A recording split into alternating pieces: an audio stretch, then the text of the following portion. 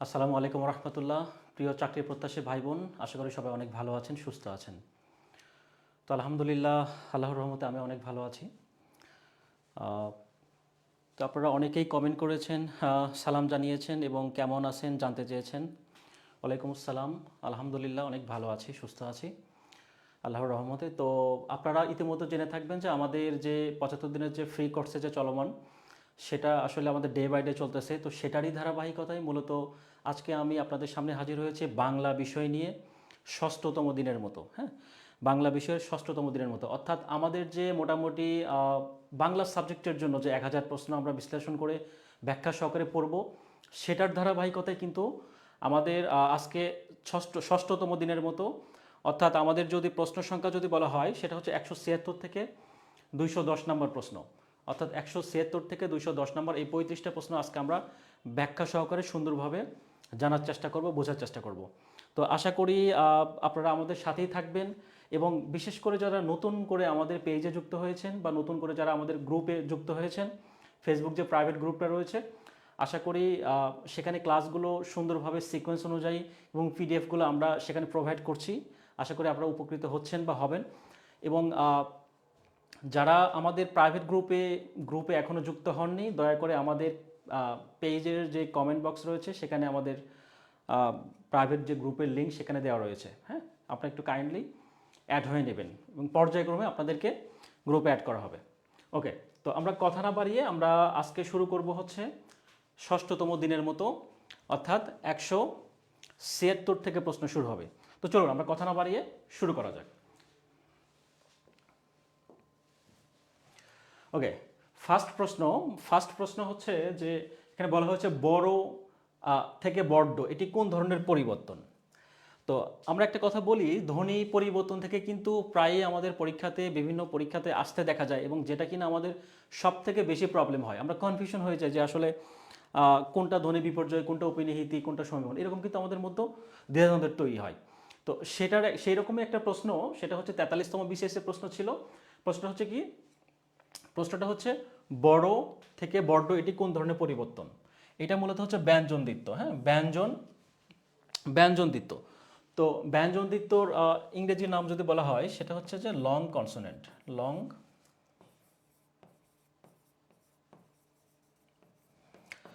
Consonant মানে হচ্ছে ব্যঞ্জনদিত্য। ব্যঞ্জনদিত্য মানে কি?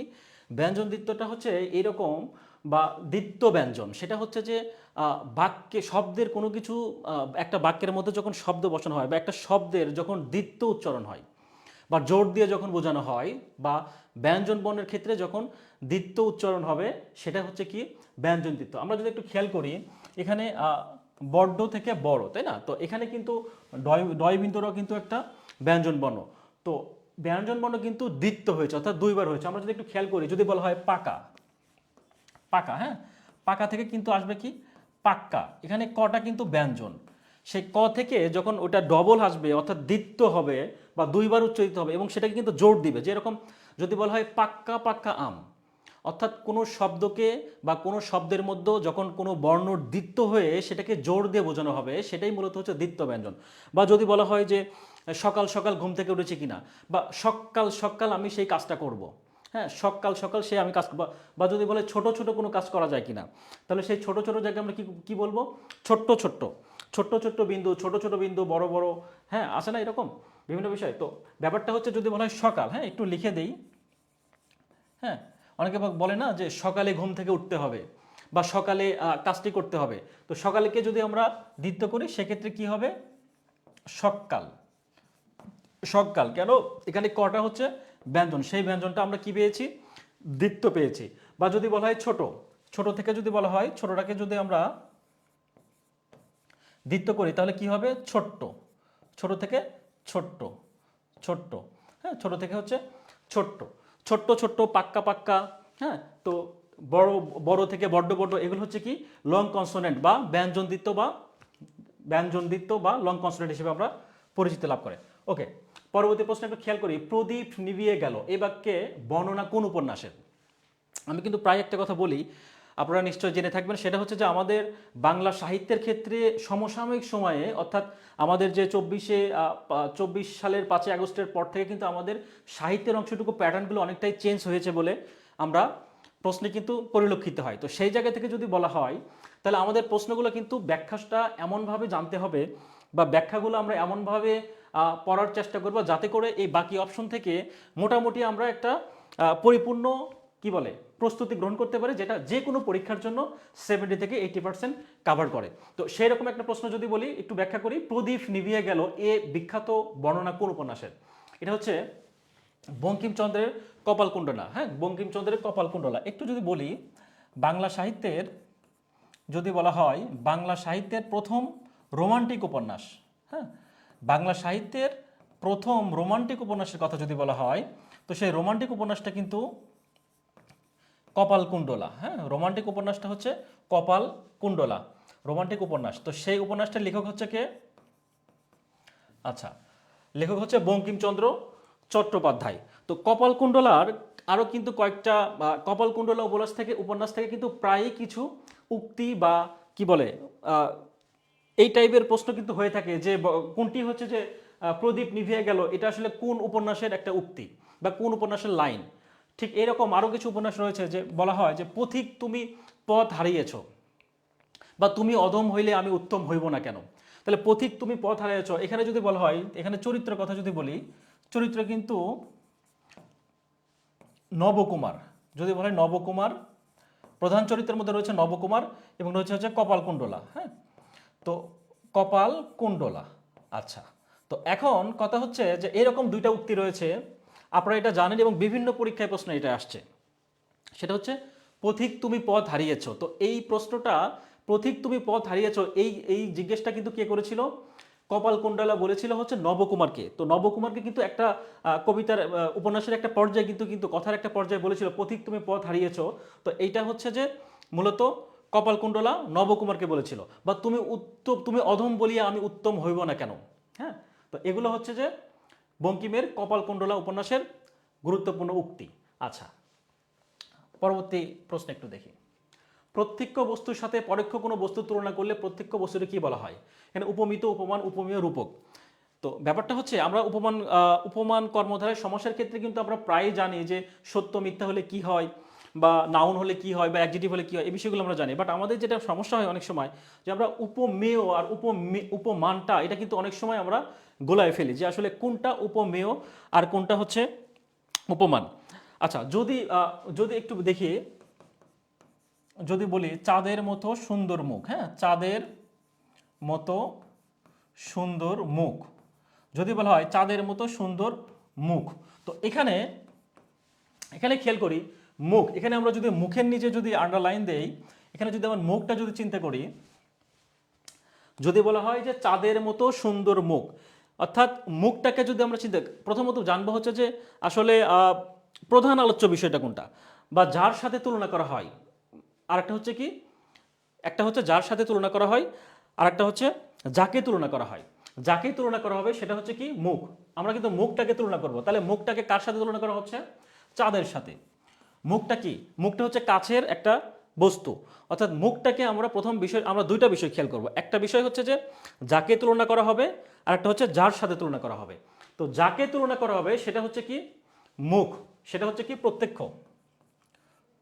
প্রত্যক্ষ। তো যাকে তুলনা করা হবে সেটা হচ্ছে প্রত্যক্ষ, আর প্রত্যক্ষ যেটা সেটা হচ্ছে কি উপমেয়। উপমেয়। আচ্ছা, তো যদি বলা হয় যাকে তুলনা, কাকে তুলনা করা হবে? মুখটাকে যদি তুলনা করি তাহলে সেটা আমরা কি পেলাম? উপমেয়। আর যার সাথে তুলনা করা হবে, চাঁদের সাথে তুলনা করা হচ্ছে, তাহলে মুখটা কিন্তু চাঁদের সাথে কখনোই হয় না। আমরা কিন্তু জানি মুখ কখনো চাঁদের মতো হইতে পারে না, তার মানে এটা মিথ্যা। মিথ্যা মানে কি? উপমিত। আমরা এরকম উপমিত, উপমান বা রূপকের ক্ষেত্রে কিন্তু আমরা এগুলো জেনেছি। তো ব্যাপারটা হচ্ছে যে আমরা জানলাম যে উপমেয়টা হচ্ছে কি, উপমেয় হচ্ছে প্রধান যে বস্তুটা থাকবে, যাকে তুলনা করা হবে সেটা হচ্ছে উপমেয়, আর এটা উপমেয়টা হচ্ছে কি প্রত্যক্ষ। আর আর একটা হচ্ছে কি যার সাথে তুলনা করা হয় সেটা হচ্ছে কি চাঁদ। চাঁদের ক্ষেত্রে এটা কি হবে? এটা হবে পরোক্ষ। এটা হচ্ছে পরোক্ষ বা উপমান। পরোক্ষ বা হচ্ছে উপমান। ঠিক আছে, তাহলে আমরা একটু খেয়াল করি, প্রশ্নে বলা হয়েছে প্রত্যক্ষ বস্তুর সাথে, তাহলে প্রত্যক্ষ বস্তু আমরা কোনটা পেলাম? প্রত্যক্ষ বস্তু আমরা যেটা পেলাম সেটা হচ্ছে মুখ, বা প্রত্যক্ষ বস্তুর সেটাই আমরা অন্য নাম কি জানলাম, উপমেয়। তাহলে প্রত্যক্ষ বস্তুর সাথে পরোক্ষ বস্তু, তাহলে পরোক্ষ বস্তু কোনটা, যার সাথে আমরা তুলনা করলাম, অর্থাৎ চাঁদটা হচ্ছে পরোক্ষ বস্তু। তাহলে পরোক্ষ বস্তুর তুলনা করলে প্রত্যক্ষ বস্তুটাকে আমরা কি বলবো, অর্থাৎ প্রত্যক্ষ বস্তুর সাথে পরোক্ষ কোনো বস্তু তুলনা করলে প্রত্যক্ষ বস্তুটাকে, সেটা আমরা যেটা পেলাম সেটা হচ্ছে উপমেয়। হ্যাঁ, তো সেই জায়গা থেকে অ্যান্সার হচ্ছে উপমেয়। ওকে, আচ্ছা, আমার কথা কি বুঝতে প্রবলেম হচ্ছে কিনা? যদি সমস্যা হয় অবশ্যই কমেন্টে জানাবেন, আমি চেষ্টা করব আপনাদেরকে সুন্দরভাবে সবগুলো বুঝিয়ে দেওয়ার জন্য। আচ্ছা, নেক্সট প্রশ্ন কি আছে? আচ্ছা, নেক্সট প্রশ্ন চাচা কাহিনী। হ্যাঁ, চাচা কাহিনীর লেখক কে? চাচা কাহিনীর লেখকটা কে? চাচা কাহিনীর লেখক হচ্ছে সৈয়দ মুস্তফা আলী। সৈয়দ মুস্তফা আলী, চাচা কাহিনীর লেখক হচ্ছে সৈয়দ মুস্তফা আলী, যেটা কিনা 1952 সালে তার হচ্ছে গল্পগ্রন্থ। হ্যাঁ, চাচা কাহিনী হচ্ছে 1952 সালে প্রকাশিত হয়। এটা হচ্ছে গল্পগ্রন্থ। কার গল্পগ্রন্থ? সৈয়দ মুস্তফা আলীর গল্পগ্রন্থ। তো এরকম সৈয়দ মুস্তফা আলীর কিছু বিখ্যাত গল্পগ্রন্থ রয়েছে, কিছু গল্প রয়েছে গুরুত্বপূর্ণ। একটা হচ্ছে পাদটিকা। হ্যাঁ, পাদটিকা, পাদটিকা পুনশ্চ, ঠিক আছে, পাদটিকা পুনশ্চ। ওকে, তো এই গল্পগুলো কিন্তু কার? সৈয়দ মুস্তফা আলীর গুরুত্বপূর্ণ কিছু গল্পগ্রন্থ। এবং এবং আমরা কিন্তু সৈয়দ মুস্তফা আলী কিন্তু উনি দীর্ঘ একটা সময় বাইরে ছিলেন, অর্থাৎ দেশের বাইরে ছিলেন। তো 1930 সালে সৈয়দ মুস্তফা আলী যখন জার্মানি এবং ফ্রান্সে গিয়েছিলেন, তখন কিন্তু সেই সময়ে জার্মানি এবং ফ্রান্সে মূলত হচ্ছে সেই সময় বাংলাদেশ থেকে যারা সেই দেশে জার্মানির বার্লিন শহরে যারা পড়তে গিয়েছিলেন, যে সচরাচর হয় না এখনকার সময় যারা সাধারণত পড়াশোনা করতে অনেকে দেশের বাইরে যায় স্কলারশিপ নিয়ে। তো 1930 সালের কথা বলতেছেন সৈয়দ মুস্তফা আলী। তো উনি বলছেন যে 1930 সালের দিকে জার্মানির বার্লিন শহরে যারা পড়াশোনা করতে গিয়েছিলেন, বাংলাদেশের যারা স্টুডেন্ট ছিলেন, তো মূলত সেই তরুণ স্টুডেন্ট বা ছাত্রদেরকে নিয়ে তিনি গল্প রচনা করেছিলেন। সেটাই মূলত হচ্ছে চাচা কাহিনী নামক যে গল্পটা, সেই গল্পে মূলত তার এই বিষয়গুলো ফুটে উঠেছে। ওকে, তো এখানে কিছু চরিত্রের কথা পাওয়া যায়। সেটা হচ্ছে যে মৌলভী সাহেব। হ্যাঁ, মৌলভী সাহেব। মৌলভী সাহেব আর চাচা যিনি ছিলেন, চাচা হচ্ছে লেখক হচ্ছে নিজেই। চাচা চরিত্রটা কার? লেখক হচ্ছে নিজেই, মৌলভী সাহেব এবং হচ্ছে কি কর্নেল। তো এগুলো হচ্ছে যে সৈয়দ মুস্তফা আলীর চাচা কাহিনী গল্পগ্রন্থের চরিত্র। তো সৈয়দ মুস্তফা আলীর ক্ষেত্রে আরও কিছু গল্পের কথা যদি আমরা বলি, তাহলে আমরা বলবো হচ্ছে যে রাক্ষসী এবং বেঁচে থাক। যদি বলি যে রাক্ষসী, হ্যাঁ, রাক্ষসী এবং আচ্ছা, রাক্ষসী, বেঁচে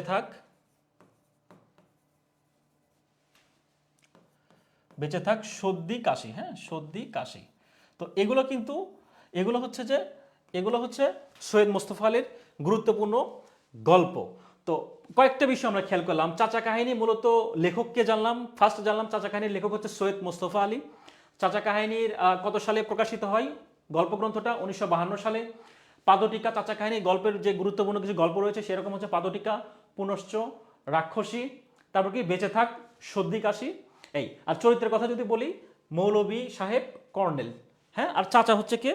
লেখক নিজেই তার জবানিতে যিনি হচ্ছে যে গল্পটা বলেছেন, তিনি হচ্ছে যে লেখক সৈয়দ মুস্তফা আলী। তো চাচা চরিত্রে তিনি নিজেকে আত্মপ্রকাশ করেছেন। ওকে, পরবর্তী প্রশ্নটা একটু খেয়াল করি। অক্ষির সমীপে এর সংক্ষেপ কি? অক্ষির সমীপে হচ্ছে সমক্ষ। অক্ষির সমীপে যদি বলা হয়, অক্ষি মানে চোখের সময়, অক্ষির সমীপে হচ্ছে সমক্ষ। বা যদি বলা হয় অক্ষির অগোচরে, অগোচরে মানে আমরা নিশ্চয় জানি গোপনে। হ্যাঁ, অগোচরে সেটা হচ্ছে কি? পরোক্ষ। বা যদি বলা হয় অক্ষির সম্মুখে, হ্যাঁ, যদি বলা হয় অক্ষির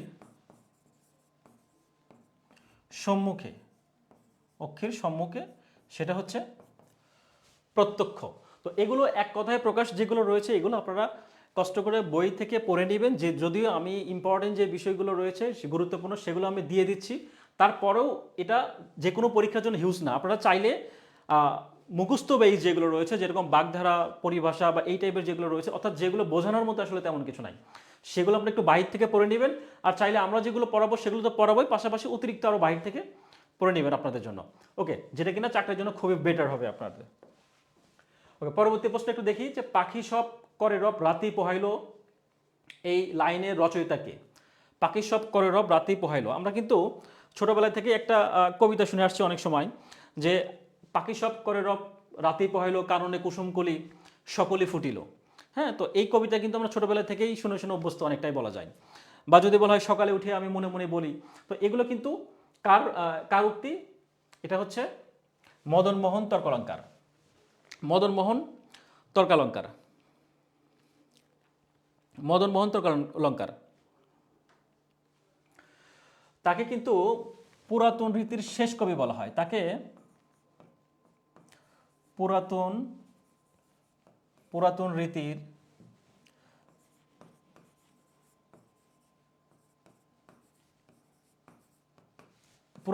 শেষ কবিকে যদি বলা হয়, পুরাতন রীতির শেষ কবিকে, সেটা হচ্ছে অ্যান্সার হবে কি মদনমোহন তর্কালঙ্কার। তো মদনমোহন তর্কালঙ্কার তার একটা বিখ্যাত বই রয়েছে, সেটা হচ্ছে শিশু শিক্ষা। হ্যাঁ, শিশু শিক্ষা, শিশু শিক্ষা নামে তার একটা বিখ্যাত গ্রন্থ রয়েছে মদনমোহন তর্কালঙ্কারের। আর এটা কবিতাটা মূলত হচ্ছে প্রভাত নামে কবিতা, যে প্রভাত কবিতার লাইন। হ্যাঁ, এটা হচ্ছে প্রভাত কবিতার লাইন। এই বিষয়গুলো আপনারা একটু দয়া করে, হ্যাঁ আপনারা একটু দয়া করে যারা আমাদের ক্লাস দেখছেন বা পরবর্তীতে দেখবেন, আপনাদের কাছে অনুরোধ থাকবে যে ব্যাখ্যাগুলো আমি লিখতেছি আমি হলফ করে বলতে পারবো, যে উদাহরণগুলো, যে ব্যাখ্যাগুলো আমি দিচ্ছি আপনি কোনো বইতেই পাবেন না। আপনাদের চ্যালেঞ্জ দিলাম যে এগুলো কোনো বইতেই পাবেন না। হ্যাঁ পাবেন, হয়তো বা এর থেকে বেশি উদাহরণ পাইতে, এর থেকে বেশি আরও তথ্য পাইতে পারেন, বা এর থেকে কম পেতে পারেন, বাট আমি যেই তথ্যগুলো দিচ্ছি এগুলো কিন্তু মোটামুটি অনেকগুলো বই থেকে নিয়ে, অনেকগুলো বিভিন্ন ওয়েবসাইট থেকে নিয়ে কিন্তু আপনাদের এই তথ্যগুলো দেওয়া, ঠিক আছে? তো সুতরাং একটু কষ্ট করে হলেও নোট ডাউন করে নেন, যাতে করে পরবর্তীতে আপনাদের সুবিধা হয়। হ্যাঁ, এটা হচ্ছে প্রভাত কবিতা, প্রভাত কবিতার লাইন, প্রভাত কবিতার লাইন। ওকে, পাখি সব করে রব রাতে পোহাইলো। আচ্ছা, আমি যদি আরেকটা লাইন বলি, এটা কিন্তু আসে, হ্যাঁ পরীক্ষায় আসে। সকালে উঠিয়া আমি মনে মনে বলি, সকালে উঠিয়া আমি মনে মনে বলি আমি যেন সারাদিন, এটা আপনারা জানেন। হ্যাঁ, আমি লিখলাম না। ওকে, তো এটা একটু কষ্ট করে লিখে নেবেন। তো এটা কিন্তু পরীক্ষায়, ম্যাক্সিমাম পরীক্ষায় আসে। হ্যাঁ, ম্যাক্সিমাম পরীক্ষাতে কিন্তু প্রায় দেখা যায় যে এই লাইনটা কোন কবিতার বা কোন লেখকের। হ্যাঁ, এই বিষয়গুলো একটু গুরুত্ব সহকারে আমাদের পড়ার চেষ্টা করতে হবে। ওকে, পরবর্তী প্রশ্ন একটু খেয়াল করি। ব্লু প্রিন্টের বাংলা পারিভাষিক শব্দ কি? ব্লু প্রিন্ট মানে হচ্ছে প্রতিচিত্র, বাংলা পারিভাষিক হচ্ছে প্রতিচিত্র। এগুলো হচ্ছে যে পারিভাষিক শব্দ যেগুলো রয়েছে আপনাদের, সেগুলো যে কোনো বই থেকে আপনারা আরও বেশি বেশি প্র্যাকটিস করবেন, যাতে করে আপনাদের পরবর্তীতে সুবিধা হয় পরীক্ষার জন্য। ওকে,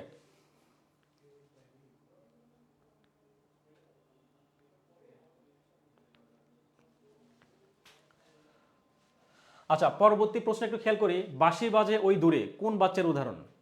বাঁশি বাজে ওই দূরে, এটা কিন্তু কর্মকর্তৃবাচ্য। কর্মকর্তৃবাচ্যটা আসলে আমরা কিভাবে চিনব? সেটা হচ্ছে কর্ম যখন বাঁশি বাজে ওই দূরে কোন বাচ্চার উদাহরণ, বাঁশি বাজে ওই দূরে, এটা হচ্ছে কর্মকর্তৃবাচ্য। কর্মটা যখন কর্তৃর মতো করে কাজ করে, কর্ম যখন কর্তৃর মতো কাজ করে, সেটা হচ্ছে কর্মকর্তৃবাচ্য। যদি বলা হয় কলমটা ভালো লেখে, হ্যাঁ কলমটা ভালো লেখে, বা যদি বলা হয় সাইকেলটা ভালো চলে, সাইকেলটা ভালো চলে। এখন ব্যাপারটা হচ্ছে এখানে একটু খেয়াল করুন তো, এখানে কিন্তু আমাদের এই ইয়ের মধ্যে কিন্তু বলে দেওয়া হয়েছে যে কর্মটা কর্তৃবাচ্যের মতো কাজ করে। কর্ম মানে কি? কর্ম মানে হচ্ছে যে অবজেক্ট যেটা বোঝাচ্ছে, তাহলে সেটা কর্তার মতো কাজ করবে। কিরকম? কলমটা কি কখনো একা একা লেখে? কলমটা কিন্তু কখনোই একা একা লেখে না। কে লেখায়? কেউ না কেউ কিন্তু কলমটাকে লিখতে হয়। বাট এখানে সেই ব্যক্তির কথা, অর্থাৎ কর্তার কথা কিন্তু উজ্জ্বল রয়েছে। বা সাইকেলটা ভালো চলে, তো এখন সাইকেলের কি কোনো হাত পা আছে নাকি, বা সাইকেলের কোনো জীবন আছে নাকি যে একা একা চলবে? এখানে কিন্তু কতটা উজ্জ্বল রয়েছে। তো কতটা উজ্জ্বল থেকে যখন কোনো বাক্য তৈরি হয়, সেটা কিন্তু হচ্ছে কর্মকর্তৃবাচ্য। তো ব্যাপারটা হচ্ছে এখানে বলছে যে, প্রশ্নে বলা হচ্ছে বাঁশি বাজে ওই দূরে। তো বাঁশি কিন্তু নিজে নিজে বাজে না, বাঁশি কিন্তু নিজে নিজে বাজে না। কাউকে না কাউকে বাজাতে হয়, সেটা সেটা কোনো ব্যক্তি বাজাইতে পারে, সেটা কোনো মানুষ বাজাতে পারে, যে কেউ বাজাইতে পারে। তো বাঁশি যখন নিজে না বাজে, অর্থাৎ সে তো প্রাণী, সে তো তার তো জীবন নেই, সে একটা জড় বস্তু, তাহলে জড় বস্তুটা কখনো নিজের মতো সব কাজ করতে পারে না। একটু খেয়াল করে দেখুন, বাঁশি বাজে ওই দূরে, বাঁশি কখনো একা বাজতে পারে না, কলমটা কখনো একা লিখতে পারে না, তারপরে সাইকেলটাও ভালো চলে। তার মানে কি, কেউ একা লিখতে পারে না, একা চালাইতে পারে না, কোনো ব্যক্তি বা কর্তার প্রয়োজন হয়। তো এটাই বোঝাচ্ছে মূলত, সেটা হচ্ছে যখন কোনো বস্তুটাকে প্রায়োরিটি দিয়ে কোনো বস্তু যখন কর্তার কাজ করবে, সেটাই মূলত হচ্ছে কর্মকর্তৃবাচ্য। একটু উদাহরণ দেই, সেটা হচ্ছে যে অনেক সময় সমসাময়িক সময় বিভিন্ন সময় যখন কোনো রাজনৈতিক ব্যক্তিত্ব যখন সামনে যায়, অর্থাৎ অর্থাৎ কোনো মানে কোনো রাজনৈতিক বড় মাপের নেতা তারা যখন রাস্তাতে যায়, খেয়াল করে দেখবেন তাদের যে সিকিউরিটির জন্য বা তাদের সাথে যে লোকগুলো থাকে, কর্মী থাকে, তারা কিন্তু কি করে, নেতার সামনে গিয়ে মানুষদেরকে সরায় দেয়, সরাই দিয়ে কি করে, রাস্তা ক্লিয়ার করে দেয়। মানে আসলে নেতাটা হচ্ছে কিন্তু মেইন, বাট সে কর্মী হয়ে নেতার সামনে চলে যায়।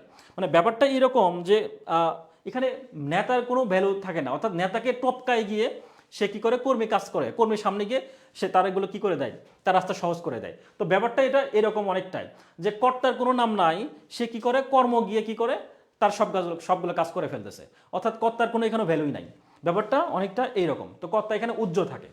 ওকে, পরবর্তী প্রশ্ন একটু খেয়াল করি, যে বাংলা সাহিত্যের প্রথম মহিলা কবিকে। বাংলা সাহিত্যের প্রথম মহিলা কবি আমরা জানি হচ্ছে চন্দ্রাবতী। বাংলা সাহিত্যের প্রথম মহিলা কবি হচ্ছে চন্দ্রাবতী, যে যে কিনা রামায়ণের কি করেন, রামায়ণের অনুবাদ করেন।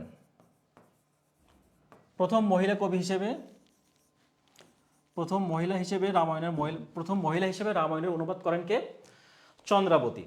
চন্দ্রাবতী। তো চন্দ্রাবতীর কিন্তু তার বাবার নাম হচ্ছে, তিনি কিশোরগঞ্জে জন্মগ্রহণ করেন, তার বাবার নাম হচ্ছে দ্বিজ বংশীদাস। হ্যাঁ, দ্বিজ বংশীদাস। হ্যাঁ,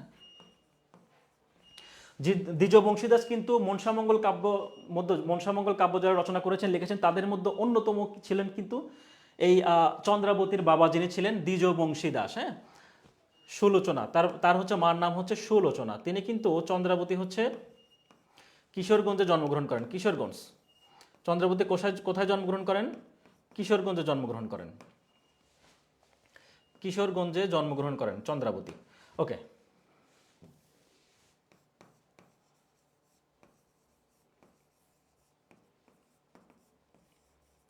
আচ্ছা, তাহলে চন্দ্রাবতী সম্পর্কে আমরা বেশ কয়েকটা তথ্য জানলাম। সেটা হচ্ছে বাংলা সাহিত্যের প্রথম মহিলা কবিকে, নাম জানলাম চন্দ্রাবতী। তো রামায়ণের প্রথম অনুবাদ করেন কে, প্রথম মহিলা অনুবাদক ছিলেন হচ্ছে কে, চন্দ্রাবতী। তার বাবার নাম হচ্ছে দ্বিজবংশী দাস, তার মার নাম হচ্ছে সুলোচনা। হ্যাঁ, তার মার নাম হচ্ছে সুলোচনা।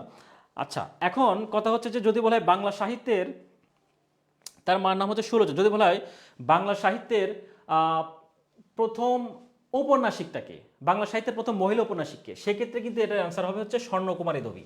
তো একটু লিখে দেই যদি, যে বাংলা সাহিত্যের,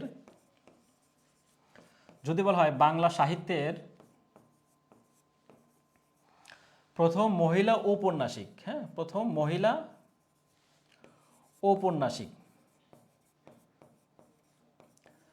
বাংলা সাহিত্যের প্রথম মহিলা ঔপন্যাসিকের নাম কি, সেটা অ্যান্সার হবে কি, স্বর্ণকুমারী দেবী। স্বর্ণকুমারী দেবী, ঠিক আছে, স্বর্ণকুমারী দেবী। আর সারদা দেবীকে সারদা দেবী কিন্তু মূলত শ্রী শ্রীমা নামে অভিহিত ছিলেন, শ্রী শ্রীমা নামে। হ্যাঁ, শ্রী শ্রীমা, শ্রী শ্রীমা নামে পরিচিত ছিলেন কে, সারদা দেবী। সারদা দেবী হচ্ছে শ্রী শ্রীমা নামে পরিচিত ছিলেন।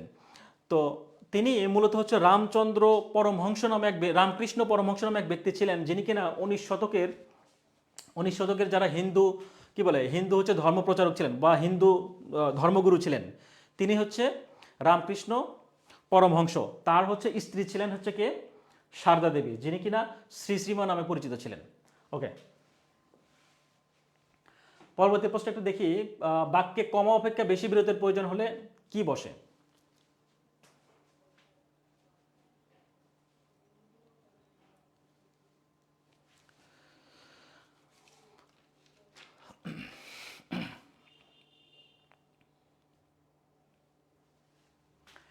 এখানে কিন্তু খেয়াল করুন, বাক্যে কমা অপেক্ষা বেশি বিরতির প্রয়োজন। আচ্ছা, আপনারা কমেন্ট করে জানায়েন একটু কাইন্ডলি। হ্যাঁ, যারা আপনারা অ্যান্সারগুলো জানেন তারা চাইলে আপনারা কমেন্টের মাধ্যমে জানাতে পারেন, যাতে করে আপনাদের সে জানা বিষয়গুলো কমেন্টের মাধ্যমে আবার রিকল হয়।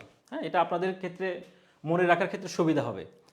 সুতরাং আপনারা কমেন্টে চাইলে জানাতে পারেন। ওকে, তাহলে ব্যাপারটা হচ্ছে বাক্যে কমা অপেক্ষা বেশি বিরতির প্রয়োজন হলে কি বসে। প্রথম জিনিস আমরা জানবো যে এক বলতে যে সময় প্রয়োজন,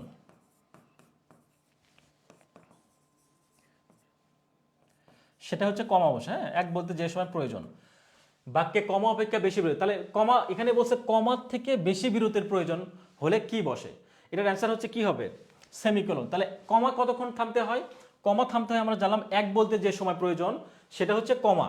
একের ক্ষেত্রে এক বলতে যে প্রয়োজন যে সময়টা সেটা হচ্ছে কমা বসবে। বাট একের দ্বিগুণ সময় যদি হয়,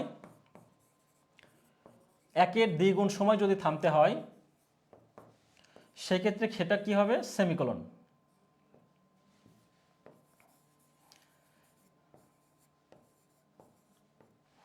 একের দ্বিগুণ সময় থামতে হয় সেমিকোলনের ক্ষেত্রে, সেমিকোলনের ক্ষেত্রে।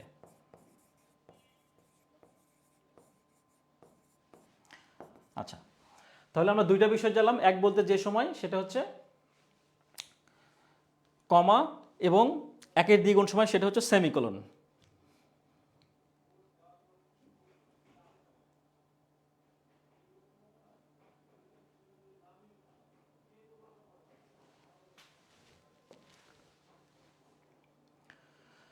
আপনারা অনেকেই কমেন্ট করছেন, গুড।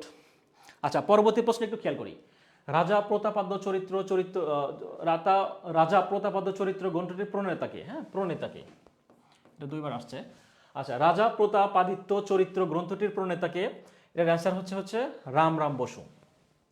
রামরাম বসু, রামরাম বসুর কিন্তু বেশ কয়েকটা উল্লেখযোগ্য কি বলে গ্রন্থ রয়েছে। হ্যাঁ, রামরাম বসুর কিন্তু উল্লেখযোগ্য গ্রন্থের মধ্যে যদি বলা হয়, একটা হচ্ছে হরকরা,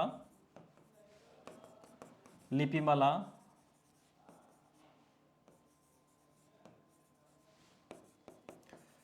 জ্ঞানোদর। হ্যাঁ, জ্ঞানোদর। তো এগুলো হচ্ছে রামরাম বসুর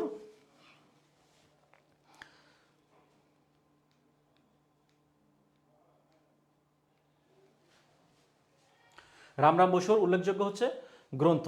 এখন ব্যাপারটা হচ্ছে পরীক্ষায় কিন্তু আসে রাজা প্রতাপাদিত্য চরিত্র গ্রন্থের প্রণেতা আমরা রামরাম বসু জানি, বাট এটা কিন্তু 1801 সালে, এটা হচ্ছে 1801 সালে কলকাতার শ্রীরামপুর মিশন থেকে, হ্যাঁ কলকাতার শ্রীরামপুর মিশন থেকে ছাপানো হয়। 1800 কলকাতার শ্রীরামপুর মিশন, শ্রীরামপুর মিশন থেকে ছাপানো হয় এটা, বা প্রকাশিত হয়। তো এখন কথা হচ্ছে হরকরা কিন্তু তার রাজা রামরাম বসুর কিন্তু একটা গুরুত্বপূর্ণ গ্রন্থ।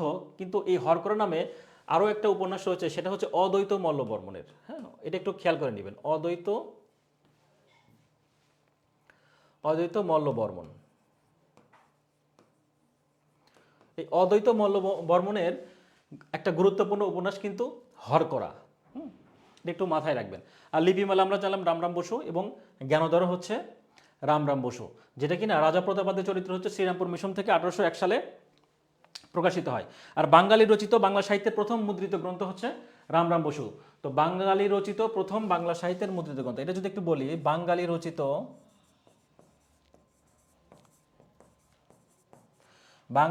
বাংলা সাহিত্যের প্রথম মুদ্রিত গ্রন্থ,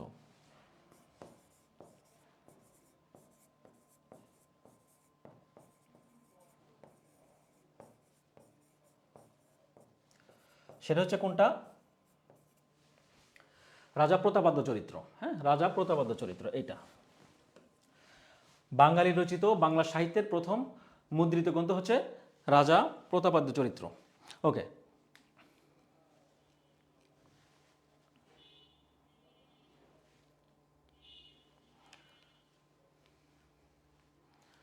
আচ্ছা পরবর্তী প্রশ্ন একটু খেয়াল করি।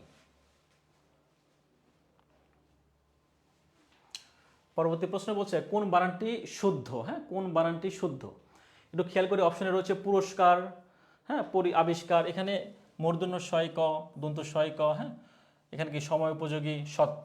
তো এখানে আসলে কোনটা সঠিক হবে, ব্যাপারটা হচ্ছে আমরা কিন্তু কোথায় মূর্ধন্য শয়ের সাথে ক হবে আর কোথায় দন্ত শয় ক, এটা কিন্তু আমরা নিয়ম জেনেছি। হ্যাঁ, যদি স্বরেও বা স্বরেয়া থাকে সেক্ষেত্রে কিন্তু দন্ত শয়ের সাথে ক বসবে।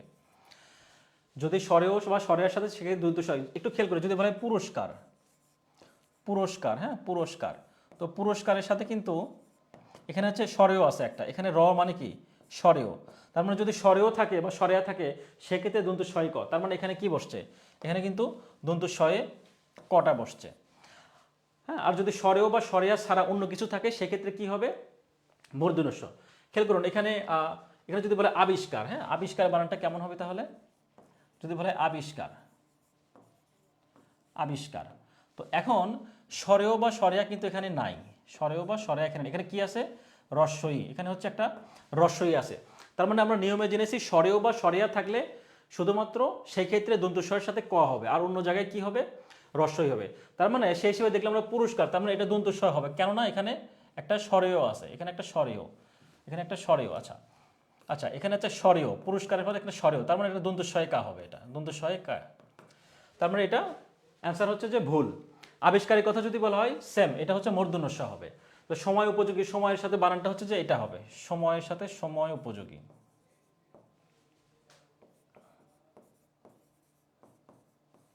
আচ্ছা, তার মানে সঠিক অ্যান্সার হচ্ছে সত্য।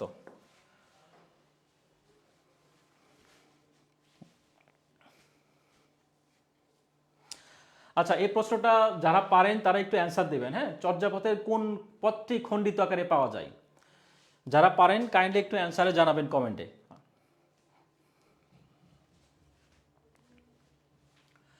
ওকে,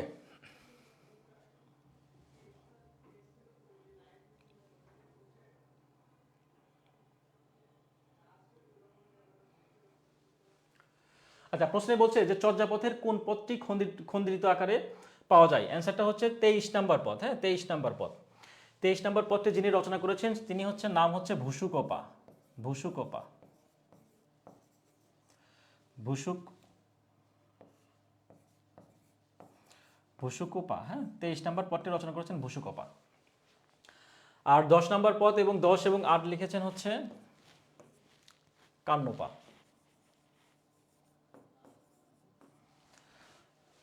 আর 16 নম্বরটা লিখেছেন হচ্ছে মহিধর্পা, মহিধর্পা।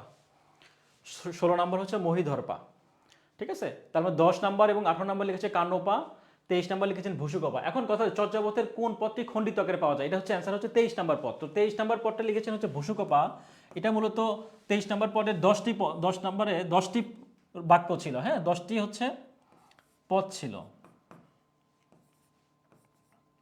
আচ্ছা, 10টি বাক্য ছিল, তার মধ্যে হচ্ছে 6টি হচ্ছে পাওয়া যায়। হ্যাঁ, 6টি হচ্ছে পাওয়া যায় এবং বাকি 4টি হচ্ছে পাওয়া যায় না টোটালে।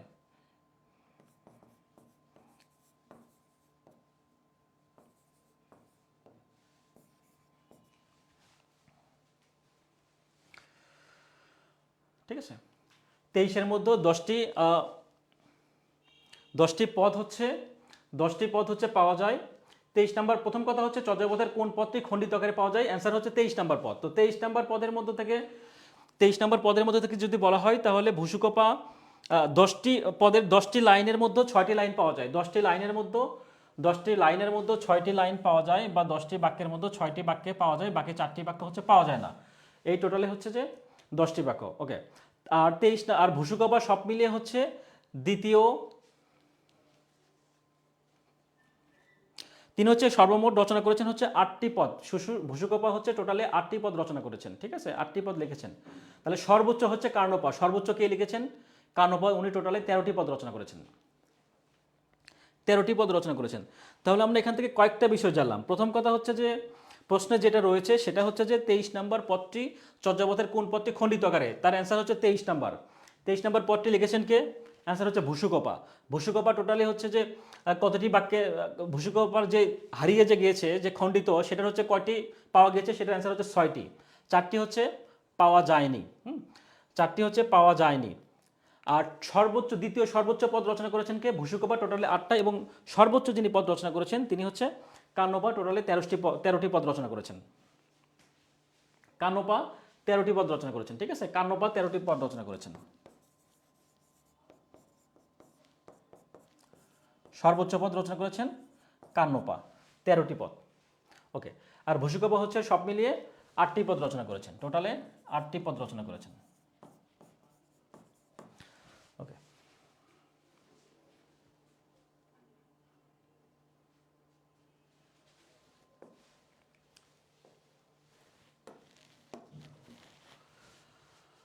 আচ্ছা, পরবর্তী প্রশ্ন একটু খেয়াল করি যে নিচের কোনটি খাতক শব্দের বিপরীত শব্দ। হ্যাঁ, নিচের কোনটি খাতক শব্দের বিপরীত শব্দ?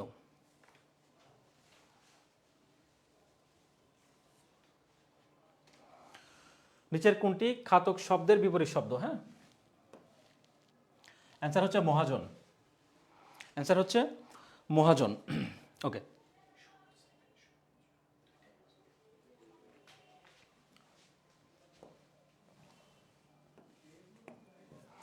তাহলে এখন ব্যাপারটা হচ্ছে যে বিপরীত শব্দ বা মুখস্থ বেশ যেগুলো রয়েছে, অর্থাৎ বাগধারা, বিপরীত শব্দ, সমার্থক শব্দ, এই টাইপের প্রশ্নগুলো কিন্তু আমরা সরাসরি মুখস্থ করার চেষ্টা করব, ঠিক আছে। বিভিন্ন বই দেখে, যে কোনো সিরিজের একটা বই দেখে আমরা বেশি করে মুখস্থ করে রাখার চেষ্টা করব।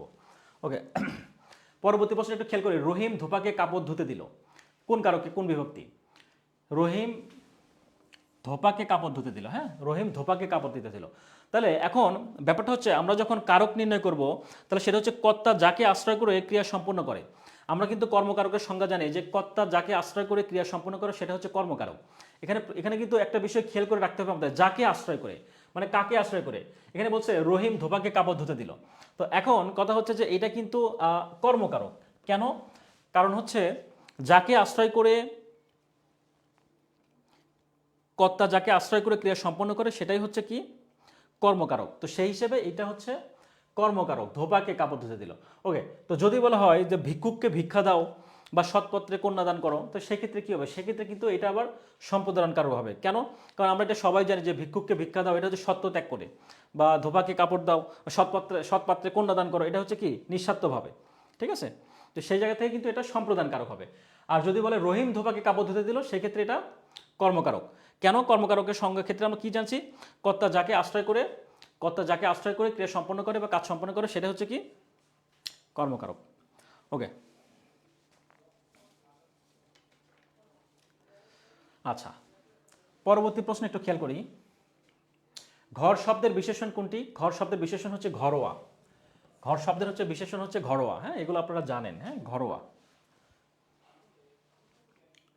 কোন বাক্যটিতে সমধাতুজ কর্ম রয়েছে? সমধাতুজ মানে কি?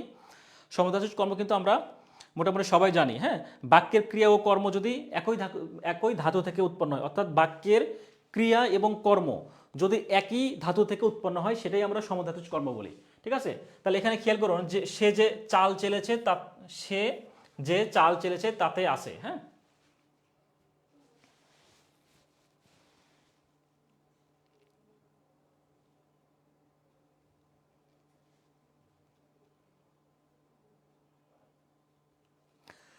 আচ্ছা, একটু খেয়াল করি। প্রথম কথা হচ্ছে যে সমধাতুজ কর্মটা বোঝার জন্য সেটা আমাদের একটু মাথায় রাখতে হবে, বাক্যের ক্রিয়া এবং কর্ম একই ধাতু থেকে উৎপন্ন হবে।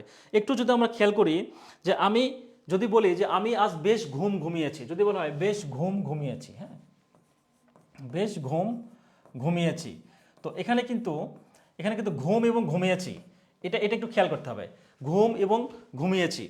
হ্যাঁ, আর যদি বলে ছেলেটি কি দারুণ হাসি হাসলো। হ্যাঁ, ছেলেটি কি দারুণ হাসি হাসলো।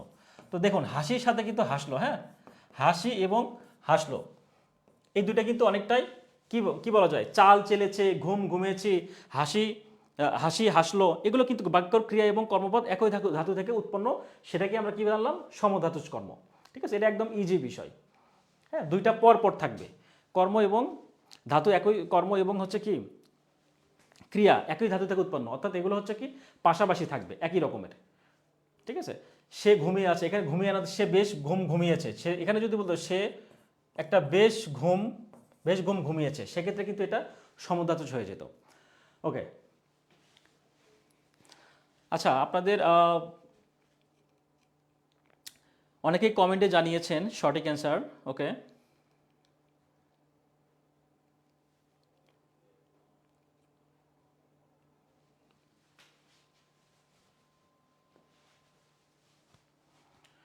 আচ্ছা, অলৌকিক স্টিমার গ্রন্থের রচয়িতা কে? অলৌকিক স্টিমার গ্রন্থের রচয়িতা কে? হ্যাঁ, এটা হচ্ছে হুমায়ুন আজাদ। অলৌকিক স্টিমারের প্রথম কাব্যগ্রন্থ এটা। হ্যাঁ, প্রথম কাব্যগ্রন্থ, প্রথম কাব্যগ্রন্থ।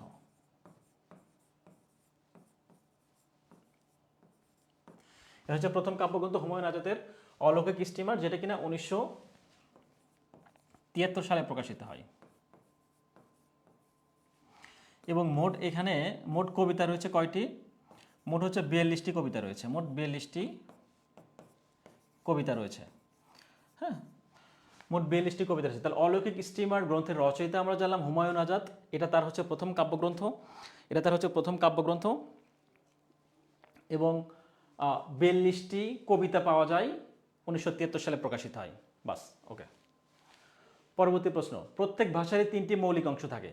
প্রত্যেক ভাষারই কয়টি মৌলিক অংশ থাকে? 3টি মৌলিক অংশ। সেটা হচ্ছে কি? ধ্বনি বা বর্ণ, যেটা আমরা ধ্বনি বা বর্ণ যেটাই বলি না কেন, বর্ণ থেকে কি তৈরি হয়? শব্দ তৈরি হয়। শব্দ থেকে কি তৈরি হয়? বাক্য তৈরি হয়। হ্যাঁ, 3টি, যে কোনো ভাষারে ধ্বনি, শব্দ এবং বাক্য।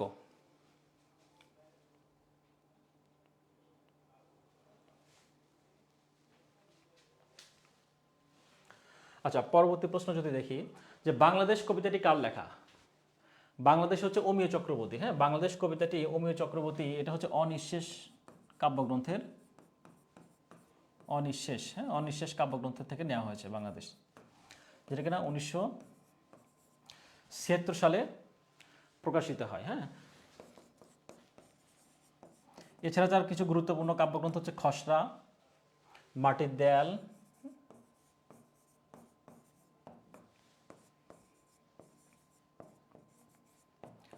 উপহার। এগুলো কি? খসড়া, মাটির দেয়াল, উপহার, এগুলো হচ্ছে পারাপার, এগুলো হচ্ছে অমিয় চক্রবর্তীর বিখ্যাত কাব্যগ্রন্থ, বিখ্যাত কিছু গুরুত্বপূর্ণ কাব্যগ্রন্থ। হ্যাঁ,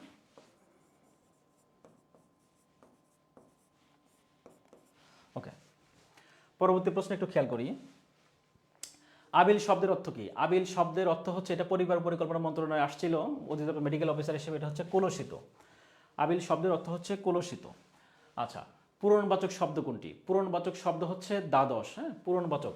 আমরা কিন্তু সংখ্যার মধ্যে, সংখ্যার যে বিভিন্ন রয়েছে সেখানে কিন্তু আমরা দ্বাদশ, তারপর যদি বলা হয় একাদশ, হ্যাঁ, দ্বাদশ, নবম, দশম, এগুলো হচ্ছে পূরণবাচক শব্দ।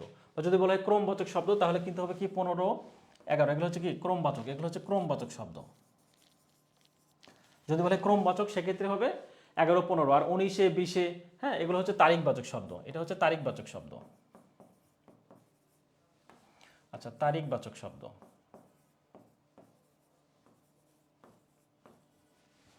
আচ্ছা, এটা হচ্ছে তারিখবাচক শব্দ। ওকে, একটু খেয়াল করি, কোনটি ঐতিহাসিক নাটক? হ্যাঁ, এটার অ্যান্সার একটু শর্ট আপ। এটা হচ্ছে 13তম বিশেষে আসছিল, কোনটি ঐতিহাসিক নাটক। এখানে কিন্তু এটার অ্যান্সার হচ্ছে রক্তাক্ত প্রান্তর। তো এইটাকে কেন্দ্র কিন্তু অনেক বিষয় রয়েছে, এবং যে বাকি যেই অপশনগুলো রয়েছে, এগুলো কিন্তু শর্মিষ্ঠা বলি, রাজসিংহ বলি বা পলাশের যুদ্ধ, এগুলো কিন্তু অন্যান্য পরীক্ষার জন্য ব্যাখ্যা সহকারে যখন আমরা পড়বো, সেটা কিন্তু আমাদের পরীক্ষার জন্য অনেক হেল্পফুল হবে। এবং একটা জিনিস খেয়াল করে রাখবো, এই রক্তাক্ত প্রান্তর এবং শর্মিষ্ঠা নিয়ে বা রাজসিংহর কথা যদি বলা হয়, তো এগুলো কিন্তু ব্যাখ্যার মধ্য থেকে পরবর্তীতে, এই ব্যাখ্যার মধ্য থেকে কিন্তু বিগত অনেকগুলো প্রশ্ন কিন্তু কমন চলে আসছে। হ্যাঁ, তো সুতরাং আমরা একটু ব্যাখ্যাগুলো ভালোভাবে জানার চেষ্টা করব। ওকে, তো প্রথমে যদি বলা হয় রক্তাক্ত প্রান্তর, হ্যাঁ, যদি বলে ঐতিহাসিক নাটক, ঐতিহাসিক নাটকটা কিন্তু হচ্ছে রক্তাক্ত প্রান্তর, আমরা জানি হচ্ছে মুনীর চৌধুরী। রক্তাক্ত প্রান্তরটা লিখেছেন হচ্ছে মুনীর চৌধুরী। এটা হচ্ছে মুনীর চৌধুরী। এর হচ্ছে ব্যাকগ্রাউন্ডটা হচ্ছে কি, বা এর উপজীব্য বিষয় হচ্ছে কি, 1761 সালে যে পানিপথের তৃতীয় যুদ্ধ হয়। পানিপথের তৃতীয় যুদ্ধ হয় কবে, কত সালে? 1761 সালের 14 জানুয়ারি। হ্যাঁ, 14 জানুয়ারি, 1761 সালের 14 জানুয়ারি, 1761 সালের 14 জানুয়ারি হচ্ছে পানিপথের তৃতীয় যুদ্ধ হয়। পানিপথের তৃতীয় যুদ্ধ। তো এই পানিপথের তৃতীয় যুদ্ধ নিয়েই মূলত হচ্ছে রক্তাক্ত প্রান্তর নাটকের মূল উপযোগ্য বিষয়। তো এখানে হচ্ছে যে আহমদ শাহ আবদ আলী এবং মারাঠা, আহমদ শাহ আবদ আলী,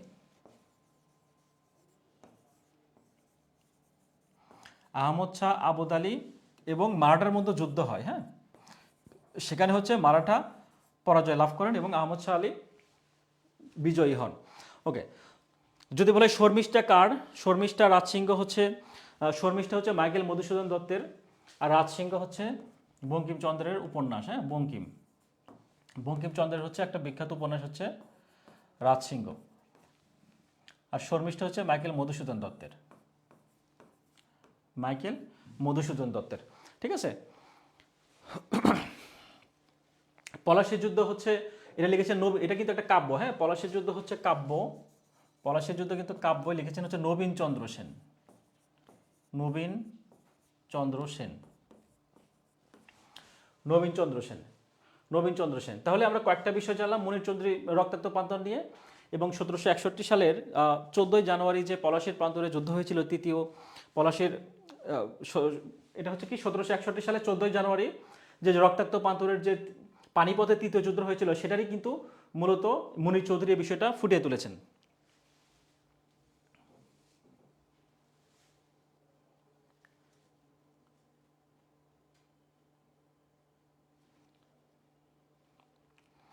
আচ্ছা, পরবর্তী প্রশ্ন একটু খেয়াল করি। রুইতন শব্দটি কোন ভাষা থেকে আগত? রুইতন শব্দটি হচ্ছে ওলন্দাজ, অর্থাৎ হর্ত, রুইতন, তো এই টাইপের যেগুলো প্রশ্ন রয়েছে, স্কাটন, টেক্কা, হ্যাঁ, তুরুপ, এই টাইপের যে শব্দগুলো রয়েছে সবগুলো হচ্ছে ওলন্দাজ শব্দ, এগুলো হচ্ছে সবগুলো ওলন্দাজ, ওলন্দাজ। ওকে, ছোট বকুলপুরের যাত্রী, হ্যাঁ, ছোট বকুলপুরের গ্রন্থটির রচয়িতাকে, ছোট বকুলপুরের যাত্রী গ্রন্থটির রচয়িতা হচ্ছে কে? এটা লিখেছেন হচ্ছে মানিক বন্দ্যোপাধ্যায়।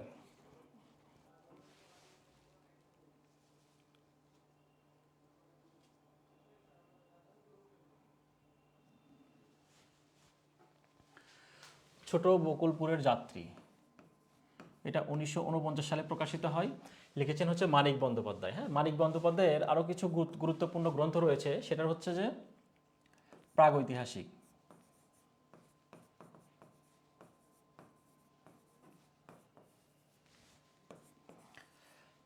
প্রাগৈতিহাসিক সরীসৃপ। হ্যাঁ, তো এগুলো হচ্ছে কি, এটা হচ্ছে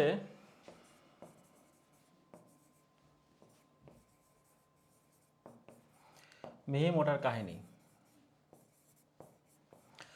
তাহলে প্রাগৈতিহাসিক সরীসৃপ, প্রাগৈতিহাসিক সরীসৃপ, মিহি ও মোটা কাহিনী, এগুলো হচ্ছে কি, এগুলো হচ্ছে মিহি ও মোটা কাহিনী। হ্যাঁ, মিহি ও মোটা কাহিনী, এটা হচ্ছে মানিক বন্দ্যোপাধ্যায়ের গুরুত্বপূর্ণ গ্রন্থ।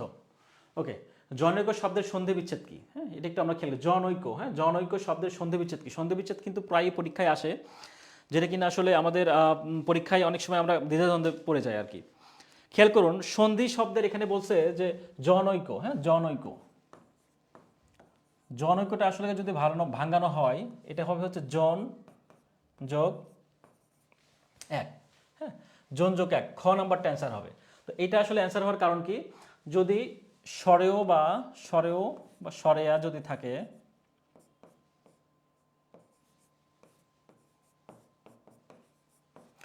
অর্থাৎ ব্যাপারটা হচ্ছে এরকম যে স্বরেয়কার কিংবা স্বরেয়াকারের পর একার কিংবা ঐকার থাকলে, স্বরেয়কার কিংবা স্বরেয়াকারের পর একার কিংবা ঐকার থাকলে উভয় মিলে কি হবে? ঐকার। অর্থাৎ এখানে কিন্তু জন, হ্যাঁ, জন যোগ এক, এখানে যদি বলা হয় জন, এখানে কিন্তু স্বরেয় রয়েছে। হ্যাঁ, এখানে একটা স্বরেয় আছে, জনের ক্ষেত্রে কিন্তু স্বরেয় রয়েছে।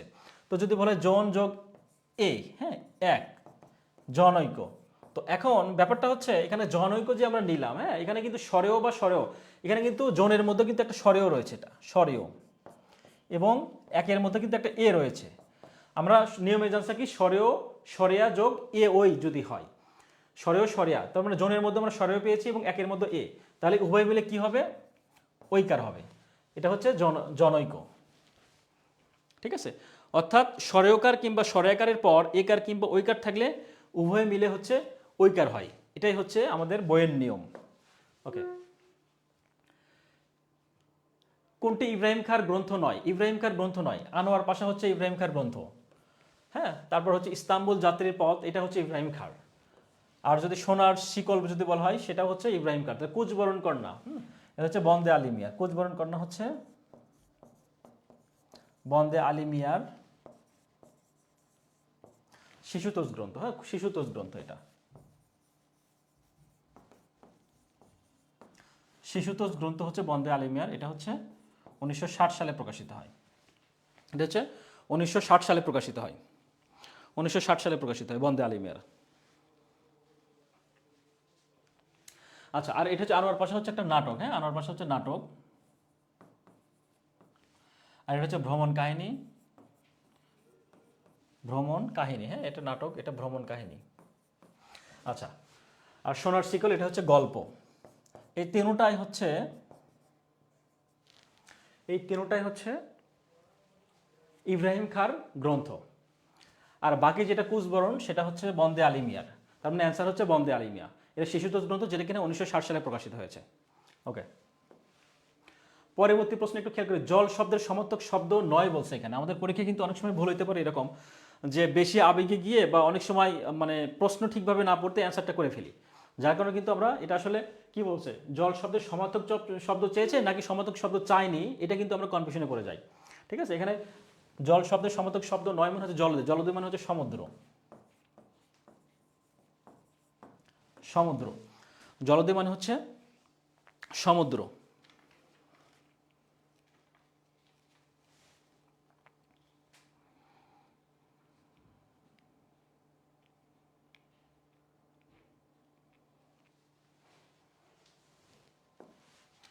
পরবর্তী প্রশ্ন, বাংলা সাহিত্যের একজন আধুনিক কবি 1942 সালে এডগার এলেন পো বিরচিত টু হেলেন কবিতা থেকে নিম্নের কোন কবিতাটি রচনা করেন? সহকারী উপজেলা এবং থানা শিক্ষা অফিসার 2004 সালে প্রশ্নটা আসছিল।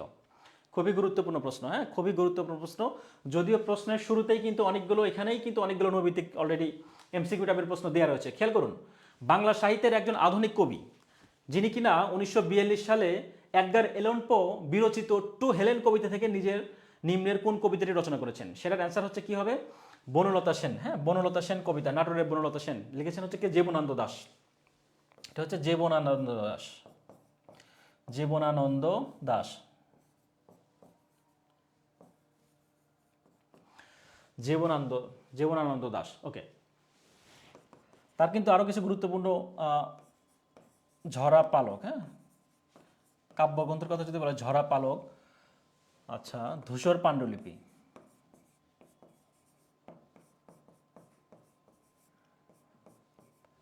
ধূসর পাণ্ডুলিপি, বনলতা সেন। তো বনলতা সেন কিন্তু একটা কাব্যগ্রন্থের নাম, হ্যাঁ, বনলতা সেন কিন্তু একটা কাব্যগ্রন্থের নাম। একই সাথে, একই সাথে কিন্তু কবিতা, এটা কিন্তু একই সাথে কাব্য, এবং এটা হচ্ছে একই সাথে কাব্যগ্রন্থ এবং একই সাথে কবিতা। অর্থাৎ বনলতা সেন কাব্যগ্রন্থের প্রথম কবিতা হচ্ছে, প্রথম কবিতা হচ্ছে বনলতা সেন। বনলতা সেন একটা কাব্যগ্রন্থ যেটা কিনে লেখেন জীবনানন্দ দাশ, এবং তার প্রথম কবিতা যেটা, সেটাই হচ্ছে বনলতা, বনলতা সেন। ওকে,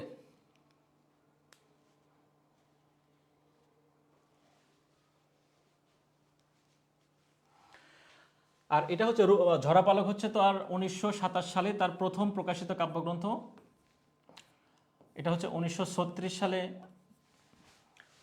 ধূসর পাণ্ডুলিপি তার হচ্ছে দ্বিতীয় গ্রন্থ, ঝরা পালক হচ্ছে প্রথম, ধূসর পাণ্ডুলিপি হচ্ছে দ্বিতীয়, যেটা কিনা 1936 সালে প্রকাশিত হয়, এবং বনলতা সেন হচ্ছে তৃতীয়, যেটা কিনা প্রশ্নে বলা রয়েছে যে 1942 সালে এডগার এলন পো থেকে প্ররচিত হয়, 1942 সালে প্রকাশিত হয়। অর্থাৎ জীবনানন্দ দাশ কিন্তু তিনি যে লিখেছেন হচ্ছে বনলতা সেন, এটা কিন্তু এডগার এলন পো নামক এক ব্যক্তি ছিলেন, তার কিন্তু বিরচিত টু হেলেন কবিতা থেকে তিনি অনুপ্রাণিত হয়েছেন বা প্রভাবিত হয়েছেন।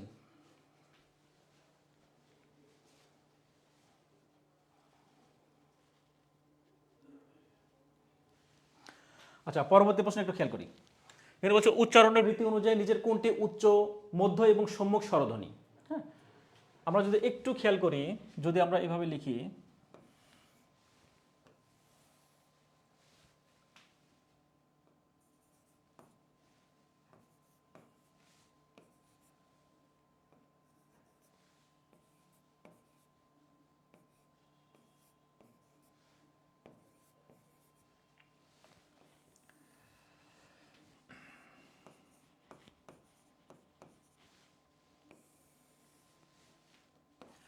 প্রথমটা হচ্ছে উচ্চ, দ্বিতীয়টা হচ্ছে উচ্চ মধ্য, তারপর হচ্ছে নিম্ন মধ্য,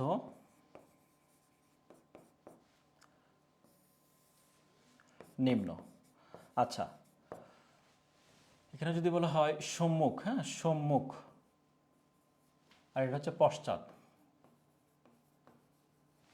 তাহলে একটু আমরা খেয়াল করব, প্রশ্নে আসছে যে উচ্চারণের রীতি অনুযায়ী, উচ্চারণের রীতি অনুযায়ী নিচের কোনটি উচ্চ মধ্য সম্মুখ স্বরধ্বনি। এখানে বলছে উচ্চ মধ্য এবং সম্মুখ দুইটা।